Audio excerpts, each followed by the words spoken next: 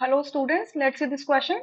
The question says an imaginary reaction X changing into Y takes place in 3 steps. X changing into A और यहाँ पे delta H कितना है -Q1। ऐसे लिखते जाते हैं हम कि आपका ये जो फर्स्ट स्टेप में रिएक्शन हुआ है X किस में कन्वर्ट हो रहा है A में, और इस केस में जो डेल्टा H है वो कितना है, मतलब जो हीट इन्वॉल्व हो रही है इस रिएक्शन के अंदर वो कितनी है -Q1 है, मतलब एक्सोथर्मिक रिएक्शन हो रही है। सेकेंड स्टेप में आपका B कन्वर्ट होता है A में, ठीक है, और डेल्टा एच इस केस में है -Q2। Clear. And third step में क्या होता है, B changing into Y, and इस केस में डेल्टा एच होता है -Q3। क्लियर।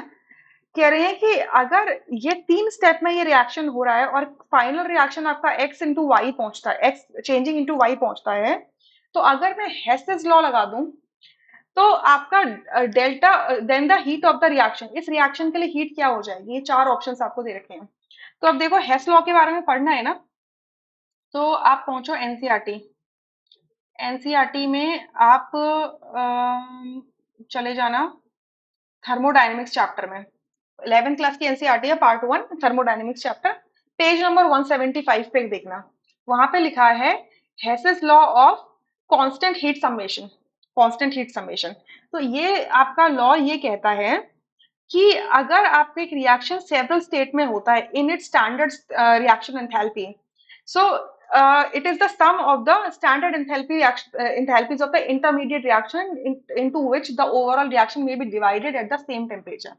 अगर इसको सीधी सिंपल भाषा में समझाऊं मैं, चाहे आप रिएक्शन को x changing into y directly कर लो या इस रिएक्शन को सेवरल स्टेप्स में कर लो, तो ये जो सेवरल स्टेप्स की में जो एंथैल्पीज इन्वॉल्व हो रही है इनका जो टोटल सम होगा वो एक स्टेप के रिएक्शन की एंथैल्पी के इक्वल होगा।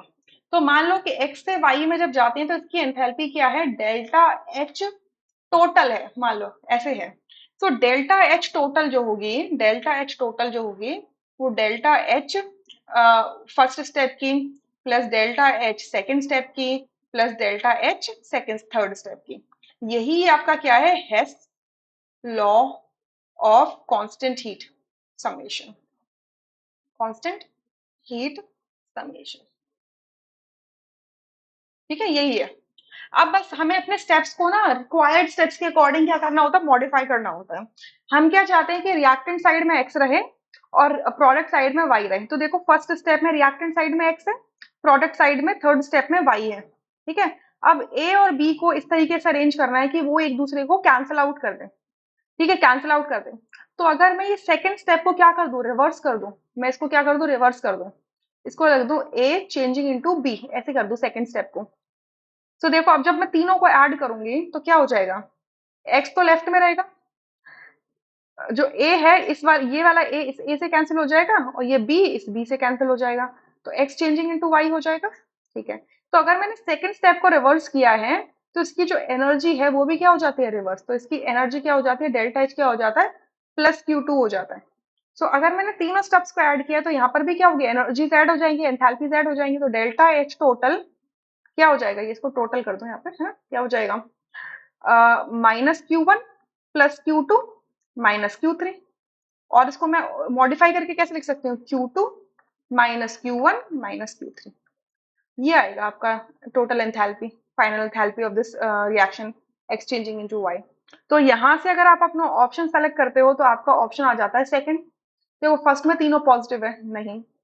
थर्ड में क्या हुआ है कि Q1 को पॉजिटिव कर दिया है, नहीं। फोर्थ में क्या हुआ है, Q3 को पॉजिटिव कर दिया है, नहीं। तो आपका सेकंड ऑप्शन करेक्ट होगा, बाकी सारे ऑप्शंस इनकरेक्ट हो जाते हैं। I hope you understood this question. Thank you.